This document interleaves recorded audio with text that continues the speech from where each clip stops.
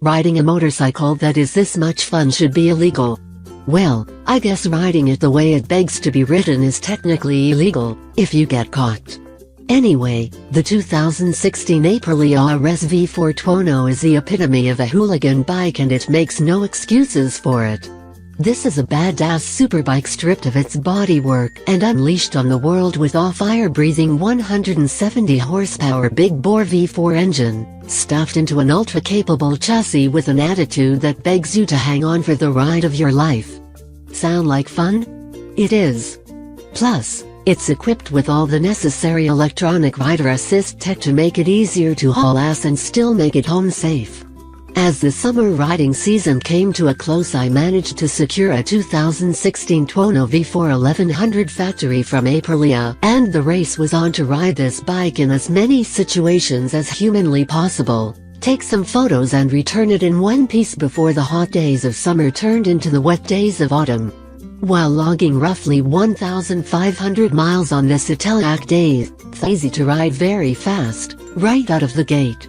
It turns as sharp as any sport bus, and 77cc 65-degree V4 engine is better than ever before. I've ridden every version of the RS V4 superbike and the first Tuono using this engine as well, so I knew it was going to be good, but this is more fun than I expected.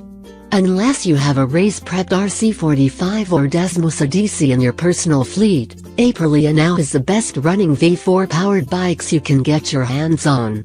And after watching the Tuono lose magazine shootouts because it was underpowered, Aprilia decided to bore out the engine 3mm, bumping displacement from 78mm to 81mm, tossed in lighter pistons attached to lighter panel connecting rods, and increased mid-range power delivery by nearly 20 horsepower versus the 2015 version.